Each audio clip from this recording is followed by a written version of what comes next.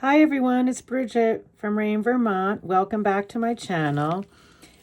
I am following up with part 2 of my paper and fabric charm making. I've really been enjoying this process, and it does take a little bit of time, but only in the way that each step needs a processing time to dry because we are gluing paper and fabric together, and then I press it in a heavy book, and then you just have to come back, a day later, and then, do more or do your little projects or whatever. But I want to be able to use these in many things, from embellishing my embroidery pieces. I just, it's always fun to have some little charms to spice things up. So here I am going to show you how I actually ended up liking the process of coating them with a little bit of diamond glaze. I am not sure. Yeah, there we go. You can kind of see that there's just a little bit of glaze on there. And I like that so that it's a little finished and they'll weather better. And oh, I can see this one's not done. It got involved in the other pile. So I am actually going to use some diamond glaze, which I will show you. And then I'm going to make some little pieces of jewelry. And I will, talk about what I've learned through that process of making these, and hopefully give you some tips on if you would like to try this yourself, what you can do, and also what not to do. So thanks for joining me, and we'll get started. I am going to start out by glazing. As I said, I'm using some diamond glaze. I like this. I have heard a lot of people say that it bubbles up, but I am not doing a thick coat. I'm just going to take my paintbrush and just brush it on. I'm going to pour some into my little tin here, and I am going to glaze these. As I said, I like the glaze. I mean, you can even hear, they're sturdy, they're hardy. And also, I just want to do a little bit of glaze because I want to be able to punch a hole through and use them, as I said, for charms and embellishments. So I'm going to pick out a few. So let's see. Let's do these. I'm going to do these. I think I'm going to do a bracelet for these. So I'm going to pick a bunch of these Liberty of London, the pink. I think this would be lovely for spring, a cute little charm bracelet. So I'm going to pick these out, and I will do those. So I'm going to set those aside. And then I was thinking a cute little dangle earring. So, like a 3 dangle earring. So I'm going to take 6 of these and glaze those. So you can, glaze them, while you're hanging out at night, or you can do them all at once, which might be a little tedious. So let's see. I want to see what I've got here. That's cute. And let's see. All right.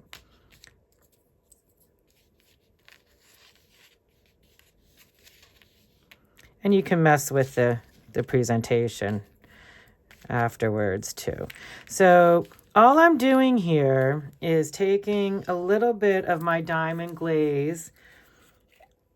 And as I said, I'm just using a paintbrush. I've heard folks, oops, that's a lot, but I have a lot to do, so that's okay. And I'm going to get that wiped up. And if you're using a brush, then you're not having to worry about the bubbling with my brush. And this is water soluble, so this is not ruining my brush. And I'm just going to glaze these. And it's just a little tiny coating. It is really, I just liked it. It seemed a little more finished.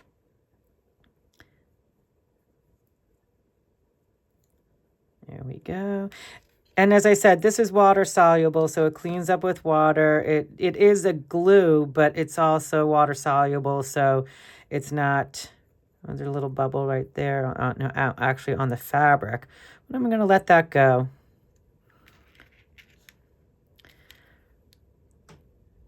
There we go. I can trim that up. You know, this is a great learning process for me. I've never done this before. I'm having a really good time learning what to do and what not to do. So these are on colored paper. So I tried, I had an abundance of white paper, I still do, but I wanted to see what it would be like to actually have it on a colored paper. And I had, of course, that on hand, as I have many things on hand. And I actually see that the color of the paper, certainly on the Liberty, is coming through. But, you know, in something pink like this, it's pretty. But I would also like to experiment with the idea of taking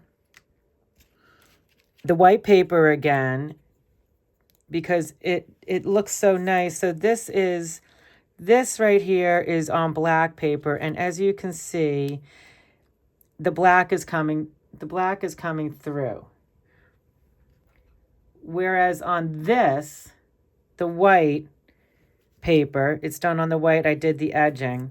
It's just, you know, these are tiny, minute things, but if you really like the white popping of her little face or some scenario like that, then you're going to need to, you know, use the white paper. You know, there's certain applications that are going to work for different results. So I am probably going to go back and continue to use my white paper because I have so much of it. And this was a project that I was starting to use things that I have on hand. And so I'm going to go back and use my white paper. I would love some feedback if anyone has ever used the stamping pads, Delicata, or another stamping pad that I can actually do the edge with, because I wouldn't mind having either a little silver or a little gold edging. I think that would dress it up. So I would love any feedback if anyone's used any, you know, the different paper stamping. I mean, that's more scrapbooking, which I'm not, you know, involved in at the moment. I'm trying to keep my rabbit holes to a minimum. So I'm going to continue to do this and let these dry and get them all, you know, I'm going to have to flip them and continue this process. But I will do so. And I would like to say also that what I have found is doing it a few less ply helps me punch a hole in it for the jewelry. And it doesn't need, because I'm adding the hardening surface, the hardening of the diamond glaze, it is, you know, certainly a worthy enough little charm, and it's sturdy and it's going to hold up. So let me finish glazing these up, and I will get back and we'll do, you know, a couple pieces of jewelry. These are dry. I can tidy up any little pieces of glue, or I should say diamond glaze, that's come over. This diamond glaze will dry hard, so I had to take it and clean out of my container, and it will dry hard. And it's not as hard as a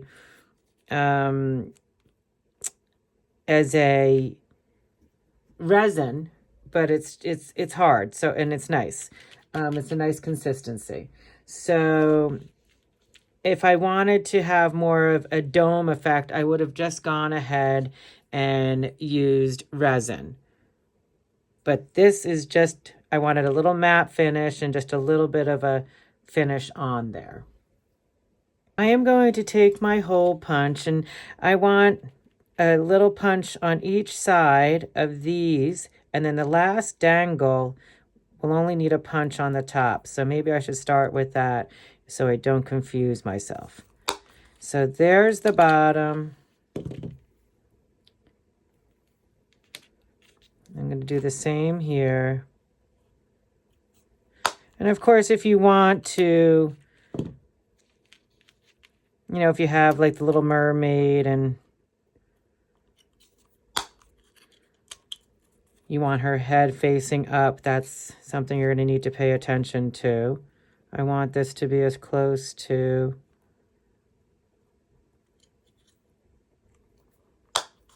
There we go. Hopefully that's close enough. Looks good to me. I'm trying to get them as close to the edge as I can without, obviously, I want a good purchase there for the jump ring. And I would need to come up with a better solution, I'm sure, if I was making these in mass production, but that is not. My goal here is to just enjoy myself trying different things that I've never tried before. So if I seem to be fumbling around sometimes and learning, it's because I totally am. As I said before in my other videos, I have a small business of making handbags and clothing, and I still absolutely love it. But there are so many other things I want to try, and that is what I am doing here with you guys. Okay. Oh, still. Okay. So those all have their... And I have some jump rings here. And I am going to zoom in a bit. And I'm just going to take my jump rings and open them up and put them... Oh.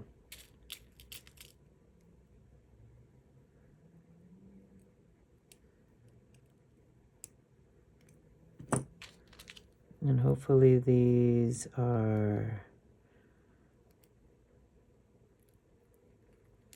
big enough. There we go.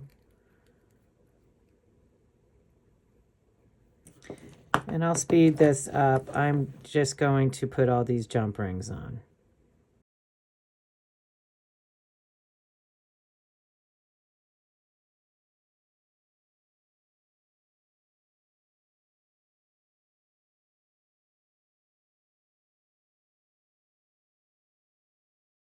These have come out quite lovely, and they're very dangly.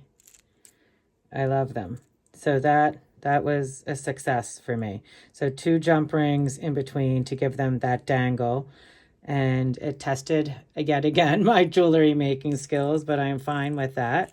It's always good to be challenged. But so that's how the earrings came out. So next I am going to make a bracelet. I'm looking forward to this, seeing how this is going to work out. So I grabbed some cute little toggle bracelets off of Amazon, and they ended up being too long for my wrist. And I think for most wrists, my wrists are not small, they're not big, they're pretty in between. And so I am taking some of the links out, but what I'm going to do is, as I took the links out, I saved them, and I am going to use the links that I saved for making the bracelet with the jump rings, because I think it'll be a good use, and it'll make a cute little, the links will be the same, and the links will be bigger, so hopefully I can maybe handle them a little easier. I don't know how you guys are with jump rings, but they end up getting kind of squirrely sometimes. So I think I'm going to do something with a big one, small one, big one, small one. Let's see how many I can fit without it being cumbersome. Well, let's try this and see how it goes. That's pretty. Oh, they're all pretty. So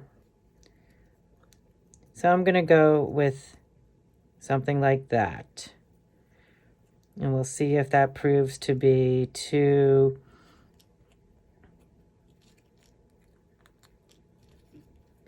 See if it proves to be too much or too little, because I could just go with this, but I actually think that would not be enough. So let's do it.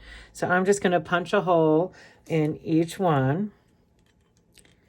Again, with my little puncher here.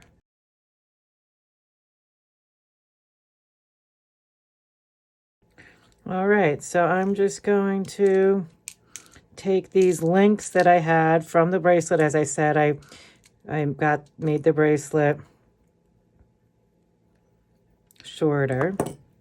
So let's take an eyeball here. Can always move them. So I'm just going to put this one not to the end, but 2 links in.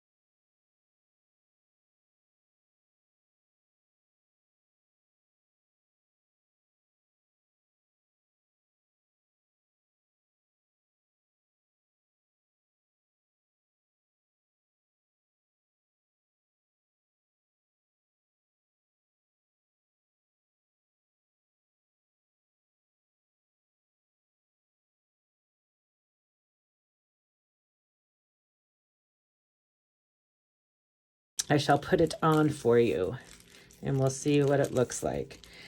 You know, again, it's nice and lightweight. Let me get the toggle through. I thought toggles would be easier. Single-handed. Oh, it's so cute. And it's just a cute little dangly, nice and lightweight. It is not bothering my hand. I think it's very sweet. And it's Liberty of London. And it's just some cute little dangles. You can make a necklace the same way. So I'm very pleased with that as well. Please let me know what you think on that one. The last little project I wanted to try, a subscriber of mine had a great idea, and oh my gosh, I appreciate all the great ideas you're sending my way. You know, when you get involved in little projects, you end up sometimes not really thinking about all the other things you can make. So thank you for that. And I am going to make some wine charms. And so I'm just going to get close to the edge there. I'm going to do this one too. And I really think the little wine charms would be, you know, for your glasses, for your wine glasses, at a little, you know, bridal shower or birthday party or just a summer evening. But, you know, the Liberty of London would be, you know, so cute for like a bridal shower or some sort of baby shower or something, you know, a little festive thing like that. And so I am going to take, I have my wire somewhere. This is just my 18 gauge wire. I'm going to take, let's see if 4 inches, how 4 inches will be. I'm going to take 4 inches and snip it off. And then I'm just going to take it and wrap it around something round. This is what I have here. So I'm just going to take it. I probably could do 4.5 inches, but though a stem of a wine glass is not very big, so maybe this will be fine. And I'm just going to flip this edge back like that. And then I'm just going to take some little beads and I'm going to put them on. Let's see, one, just a little assortment. And I mean, the sky's the limit here. You could do really anything you wanted. And then I'm going to take, oh, doesn't really matter. Let's see, yes, I punched a hole in that. And I'm going to take one of my feisty little jump rings yet again and open it up. and put it in my little hole, if I can find it. There it is. This is certainly giving me a good challenge on my jewelry skills, at least my jump ring skills. And then I'm just going to do the reverse, I think. I think I did this. Let's see. Oops. I did it. And then the pink. I mean, how cute would these be? You know, just even just for yourself when you're just having a glass of wine maybe at the end of the day and you want to jazz things up. So here we go. That's that guy. Oh, that's adorable. And then I'm just simply going to take this side and do the same and turn it back on itself. And then you can just do the hook like that. So maybe a little, this is a small one, but you know, that's probably fine. I mean, as I said, a stem of a wine glass is not that big. I might go for a heavier gauge wire. This is 18. I might do, you know, 16. You know, just the 18 is nice, but, you know, it's a little... But how cute is that? This could even, you know, be some sort of earring, which would be lovely too. Thanks for joining me today as I made some dangle earrings with my paper charms and my paper fabric charms. So much fun. And, you know, made the wine glass charms, which would be lovely for a little summer party or a party anytime. And of course, my charm bracelet, which I absolutely love. It's really lightweight and it, you know, has a little dangle, but super comfortable. And it was just a lot of fun, even though the jump rings were kind of feisty. But I really appreciate you coming along on the ride. And if you liked the video, please give it a thumbs up. I really appreciate the support. And if you haven't subscribed, please subscribe. I would love for you to join me on my next video. I'm planning to do a fun fabric video soon that I think you'll like. And until then, keep creating. Bye.